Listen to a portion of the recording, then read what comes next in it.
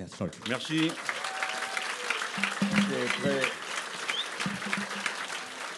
C'est très impressionnant de vous voir si nombreuses et nombreux et dans deux salles. Et je dois vous dire que je le prends comme un écho de ce qui se passe dans la société et pas comme un exploit personnel ou collectif même de l'Institut. Je crois qu'il y a un lien entre votre nombre vous intéressant à des questions théoriques abstraites et qui peuvent à cet égard souvent paraître ardues si nous ne faisons pas correctement notre travail, et ce qui s'est passé pour le 10 septembre, ce qui s'est passé à la fête de l'UMA, ce qui s'est passé à nos propres amphis. La société est en état d'ébullition, de mobilisation. Elle se cherche dans son action, mais aussi par la pensée. Et c'est pourquoi je crois que c'est spécialement bienvenu que tombe à cet instant cette étape particulière de notre travail à l'Institut La Boétie que vous connaissez. Mon premier mot sera donc pour remercier les auteurs qui ont permis et rendu possible l'apparition de ce troisième livre. Et j'en profite pour refaire un petit mot pour que vous puissiez situer quelle est notre relation aux intellectuels. Comme vous le savez, souvent on se soupçonne mutuellement de récupération. Et c'est un concept qui nous fait sourire parce que notre but ultime et secret n'est pas de récupérer les autres, mais d'être récupéré par les autres en tant qu'outil politique. Mais les intellectuels qui acceptent de travailler avec nous, c'est-à-dire d'entrer dans les réunions, la préparation de documents, pour nous, c'est un apport essentiel car nous faisons partie de ces écoles de pensée liées au matérialisme historique qui considèrent qu'on ne peut pas avoir d'action claire, de stratégie performante sans une pensée théorique claire sur la société dans laquelle on évolue, la compréhension de ces mécanismes, de ces contradictions et la façon avec laquelle se formulent les intérêts divergents et cette divergence elle-même. Donc pour nous, c'était vital de réussir ce contrat de confiance avec les intellectuels dans un rapport honnête. Premièrement, nous ne leur demandons pas pour qui ils votent, ni même nous ne leur disons naturellement que ceci ou cela ne nous plaît pas dans ce qu'ils écrivent, parce que figurez-vous que ça arrive. Mais à l'inverse, eux non plus ne nous demandent pas d'adhérer à leur thèse. Donc nous sommes mutuellement libres et je crois que c'est comme ça que ça a permis de bien fonctionner. Si le premier livre que nous avons édité, qui était un pari porté sur l'extrême droite, c'est en quelque sorte presque un manifeste intellectuel. Ce que nous voulons dire, c'est que nous n'avons jamais dissocié les conditions matérielles d'existence, la façon avec laquelle la pensée peut se construire dans ces conditions matérielles d'existence, de la forme intellectuelle qu'elle prend. Nous ne faisons pas de séparation entre ce qu'il est convenu d'appeler le sociétal et ce qu'il est convenu d'appeler le social. Pour nous, c'est un seul et même processus qui s'appelle l'être humain, qui est un être socio-culturel, donc un être culturel.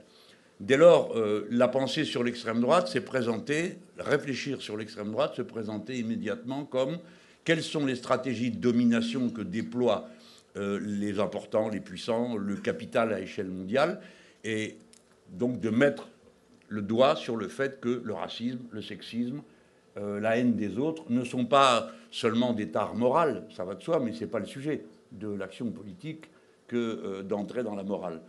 C'est que c'est une stratégie de domination et qu'il s'agit non pas d'une diversion, mais d'une stratégie de domination. Et quand on le regarde de cette manière-là, évidemment, ça change complètement le rapport qu'on a à la société ou aux campagnes politiques que l'on mène.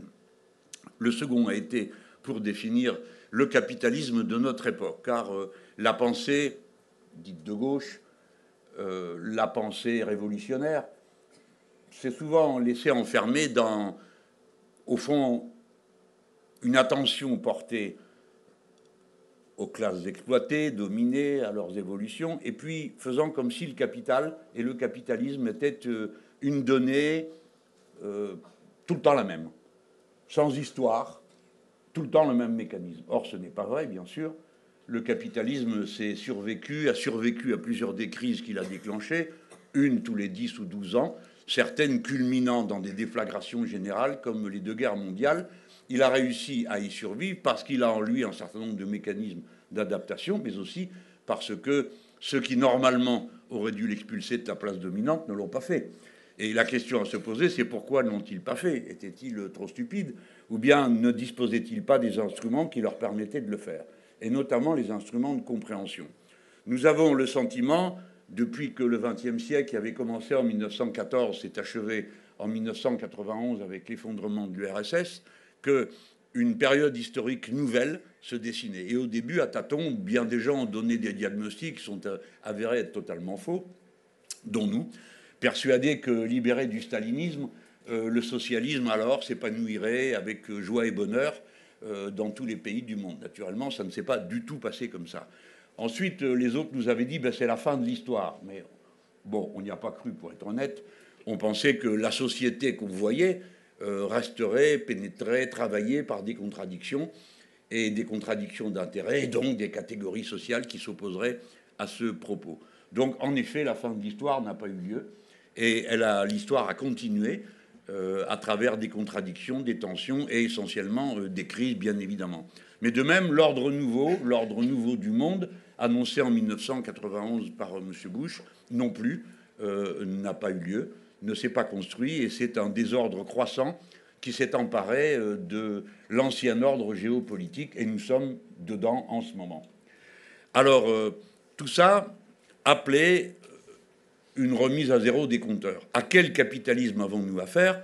Car nous venions tout juste de finir d'assimiler qu'il s'était mondialisé, d'une part, c'est-à-dire transformer la planète en faisant une division du travail, une division géographique du travail, et qu'il était globalisé à l'intérieur de la sphère numérique. À peine avions-nous fini de nous pénétrer de cette idée que déjà on passait à autre chose, et que le capitalisme se présente comme un capitalisme de la rente, comme un capitalisme du tribut, comme un capitalisme que Cédric Durand a qualifié, il faut bien mettre des mots, hein, de techno-féodal. Ce qui nous vaut des fois des remarques acerbes dans la tradition de la polémique et de l'art de couper les cheveux en quatre, qui anime souvent la gauche. J'ai été très heureux de me faire prendre à partie dans Le Monde diplomatique, pour 2 grandes pages. Pourtant, Le Monde diplomatique, c'est le meilleur journal de ce pays. Eh bien, et alors, il y a quelqu'un qui nous admoneste, c'est toi qui as traduit d'ailleurs. Je dis ça parce que je te vois, donc ça me rappelle ta participation à ces errances, et qui dit que, alors ça se termine par oui, mais c'est le capitalisme qui est en cause. Okay, alors bon, je suis trop vieux pour qu'on me la fasse. Celle-là, on me l'a fait 10 fois. Non, bien sûr, ceci, cela, mais c'est le capitalisme. De quoi tu parles? De quel capitalisme? Sous quelle forme? À quelle époque? Quels sont les protagonistes? Quel est le rapport de domination? C'est ça qui compte. Parce qu'en tant qu'être humain, alors peut-être moi parce que je suis un militant politique, ce qui nous intéresse, c'est comment la matière première va nous donner les instruments pour transformer le monde, pas seulement pour le commenter.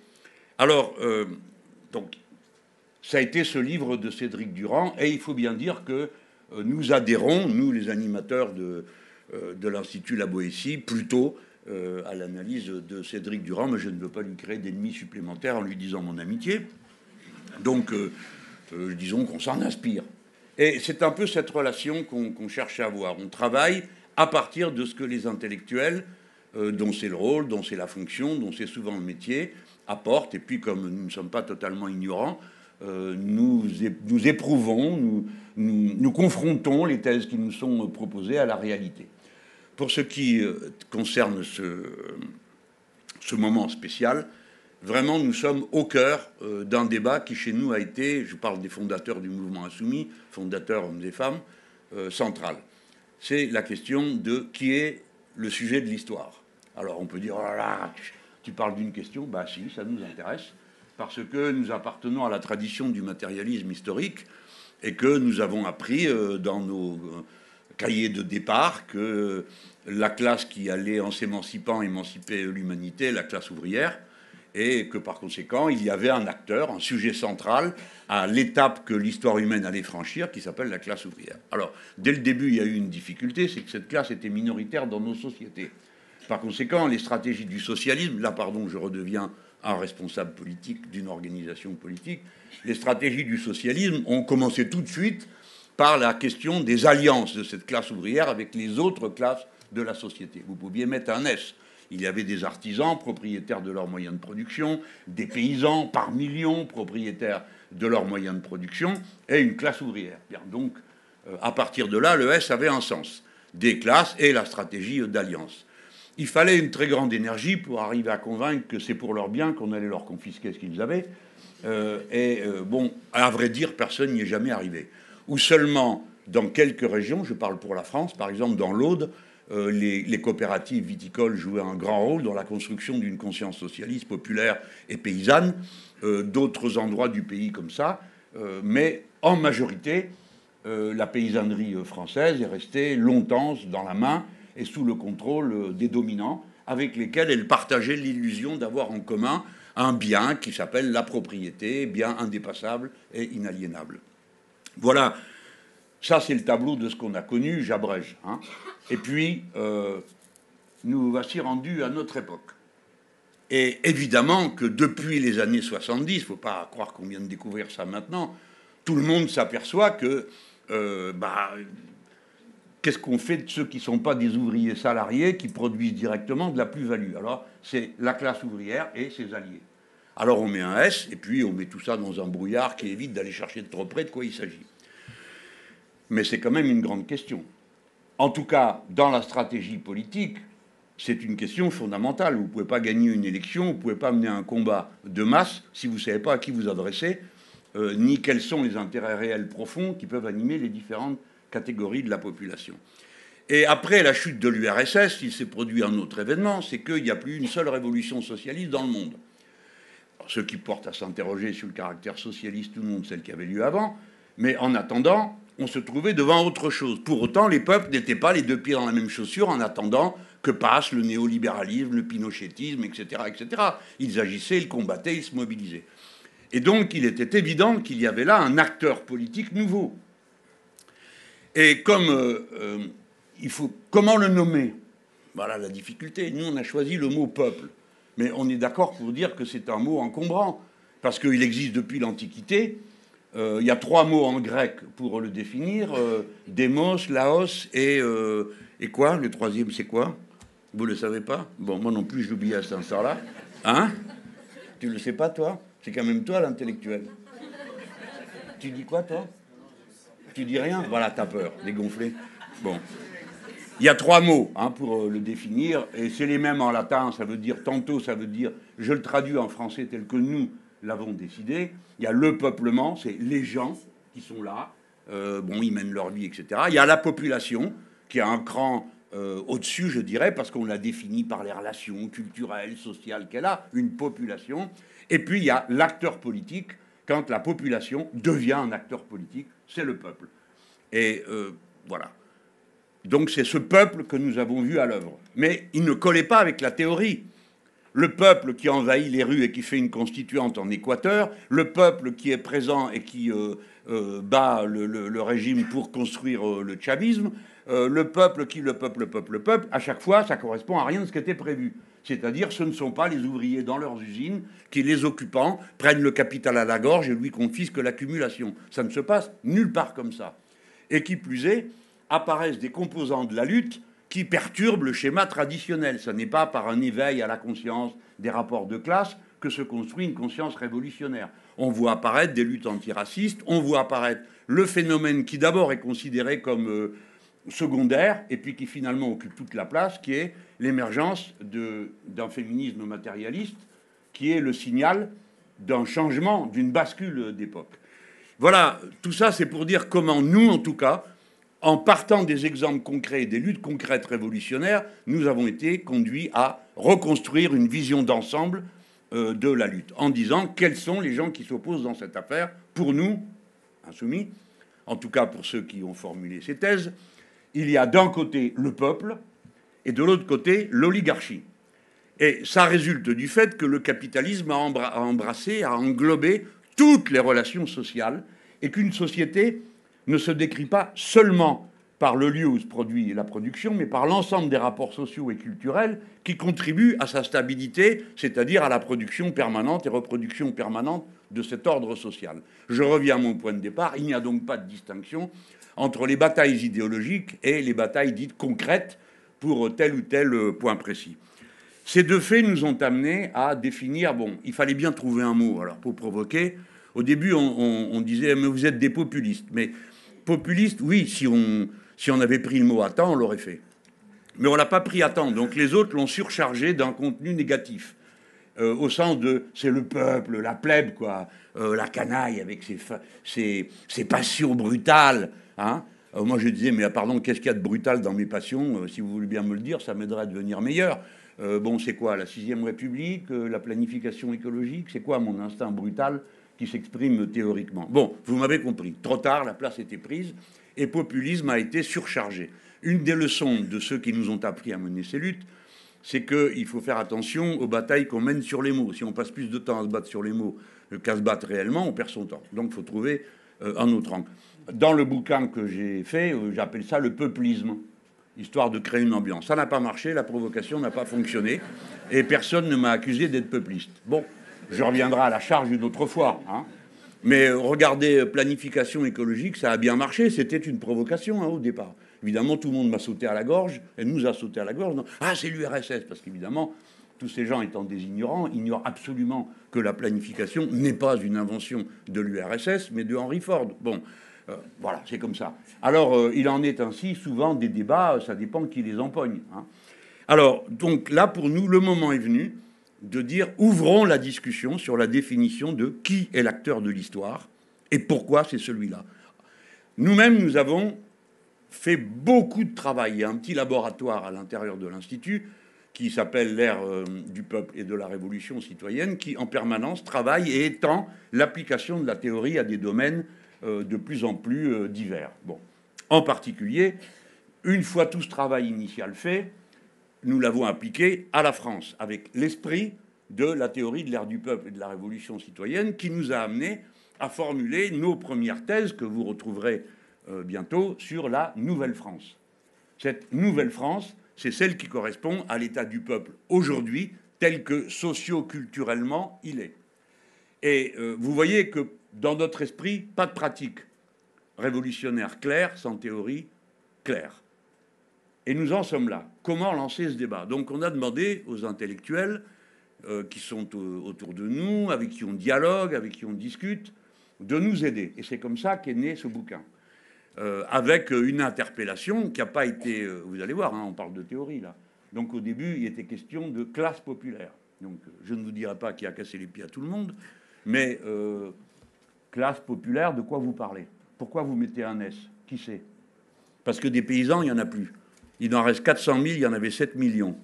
Les classes populaires, est-ce que vous voulez dire par là les gens qui ne sont pas au travail, mais qui partagent la condition de tout un chacun? C'est-à-dire quoi? Les retraités, par exemple, ils sont maintenant plus de 15 millions. Ils étaient pas tant il y a encore 30 ans. C'est les jeunes en formation, bref. On aperçoit vite qu'il y a en réalité un peuple composé de catégories sociales, en effet, différentes. C'est du détail, mais les amis, les idées ne peuvent pas avancer si on ne trouve pas le sujet qui nous permet, par la discussion, de faire avancer un concept. Voilà comment est venue l'idée du livre et qu'on a dit « Nouveau peuple, nouvelle gauche ». Car évidemment, dès lors que vous avez une définition de l'acteur social, alors, il faut tout changer.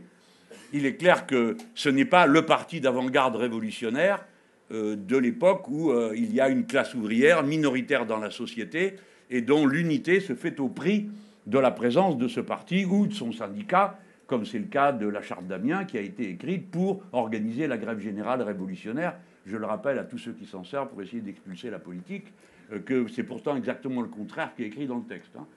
Donc, voilà, comment, par exemple, pour nous, il y a un lien entre le peuplisme, tiens, je l'utilise, et l'idée que nous ne sommes pas un parti, mais un mouvement, et que donc, nous devons avoir des méthodes qui correspondent à ce nouvel état de la société.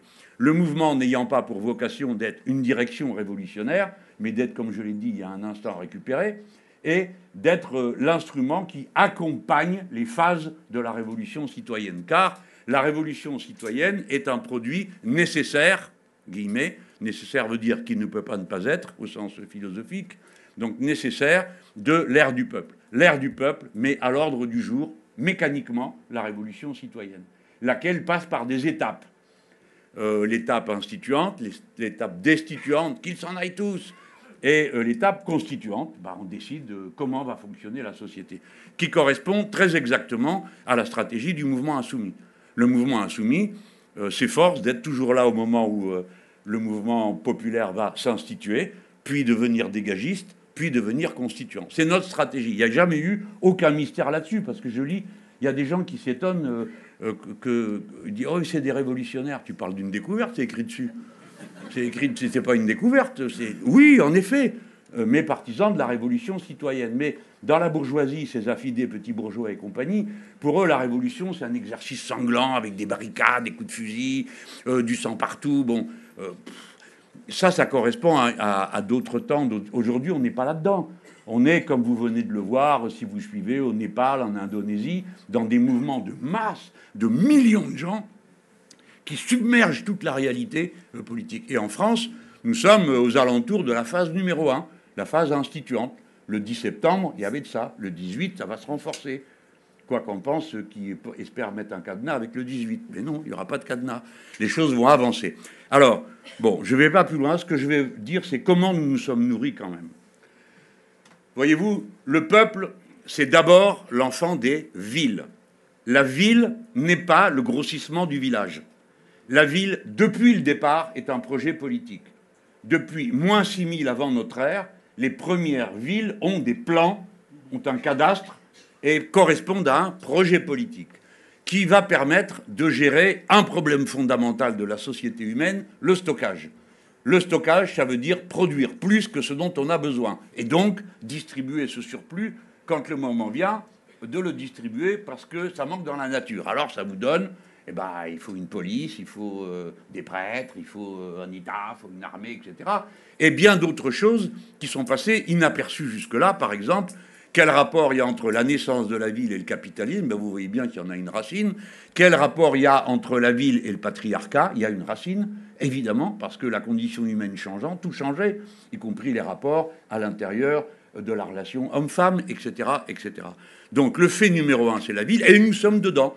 En 2008, pour la première fois, il y a plus de monde en ville qu'il y en a à la campagne. C'est un fait qui renverse un ordre millénaire. Millénaire. Pour faire bref, la ville crée autre chose. Immédiatement, instantanément, le réseau d'électricité, le réseau d'égouts, le réseau de l'eau, le réseau de ceci, le réseau pour la nourriture qu'on va acheter ici ou là au marché, etc., etc., etc.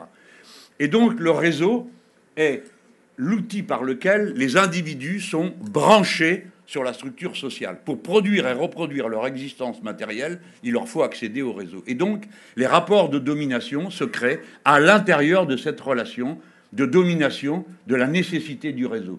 Le capitalisme va donc passer son temps à créer des déserts pour que les réseaux aient de plus en plus de valeur. Alors, désert alimentaire, désert médical, désert ceci, désert cela. C'est la caractéristique du capitalisme, créer la rareté pour permettre que les choses prennent la valeur qui leur permet l'accumulation la plus profonde.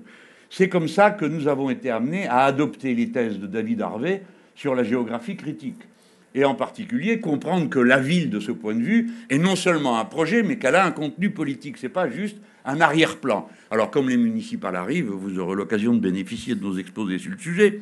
Mais le plus important, je dois dire, le plus décisif a été la relation à Nancy Fraser, parce que, à partir du moment où elle montrait comment les tâches de reproduction sociale, qui semblent aux yeux de tous des tâches naturelles, naturellement dédiées aux femmes, eh bien, si toutes ces tâches sont des tâches socialement nécessaires, elles sont nécessairement incluses dans le process du capitalisme. Car le capitalisme, ça c'est le plus gros apport théorique que nous avons reçu, n'est pas une chose, mais un processus. Le capitalisme, ce n'est pas seulement le moment où, par le travail gratuit, est produit de la valeur. Le capitalisme, c'est toute la chaîne jusqu'au moment où, comme le dit Marx lui-même, on s'y intéresse peu, il dit l'objet fait le saut périlleux de devenir une marchandise. Si la marchandise n'est pas vendue, l'objet n'est rien. Il n'a aucune valeur d'usage ni aucune valeur d'échange. Voilà, cet apport-là, le capitalisme comme processus, a été décisif pour nous pour comprendre l'importance de ce que faisait Nancy Fraser en nous disant les tâches de reproduction sociale qui sont assumées gratuitement par les femmes participent du travail gratuit global qui est nécessaire à l'accumulation capitaliste et à la reproduction du capital. On l'avait sous les yeux, mais on n'était pas capable de le dire. C'est donc une contribution décisive qui vient conforter la théorie de l'ère du peuple, c'est-à-dire, oui, l'acteur nouveau, le peuple, il inclut des catégories qui participent à la reproduction du capital sans avoir aucun lien de travail, ou de domination ou d'exploitation dans l'entreprise. Voilà, cette fois-ci, j'ai réellement fini sur ce que j'avais à dire, sur pourquoi, comment se situe le livre. J'espère pas avoir été, bon, par nécessité de rapidité, j'espère vous avoir pas repoussé du sujet, qui est toujours le risque, hein, mais plutôt appâté. Et donc, il y a toutes sortes de... Vous allez avoir plusieurs textes dans ce livre, et ces textes permettent de réfléchir à tel ou tel aspect de la réalité dans laquelle nous sommes. Ce que je vous ai livré, c'est la synthèse qui est la nôtre, mais ce ne sera pas nécessairement la vôtre. Et puis, tout doit bouger par la force des choses. Nous ne sommes pas des dogmatiques. Nous produisons des cadres d'explication, et ma foi, s'ils ne fonctionnent pas, ben on en change et on regarde ce qui ne va pas pour passer à d'autres outils. Voilà, j'ai un peu abusé de votre patience, j'espère ne l'avoir pas fait trop. La Nouvelle-France, ben vous en entendrez parler bientôt. Ce sera la conclusion, une des conclusions de ce travail, qui est de remettre sous le nez de nos contemporains à quel point ce pays n'a plus rien à voir avec ce qu'il était au début de la Constitution de 1958, quant à sa population, quant aux relations culturelles qu'ont les gens entre eux, la place des femmes, la place des hommes, la place des enfants, le mélange culturel, la créolisation de la société. La France est entièrement nouvelle. Alors, comme toujours, avec un bagage, hein, parce qu'on ne part jamais les mains nues. On a des bagages, on fait avec. Et puis, la direction, on ne sait pas au juste où ça va, mais bon, il faut le faire. Alors, on le fait. Et on va tâcher de faire en sorte que ce soit un projet émancipateur. Voilà, merci pour votre attention et votre patience.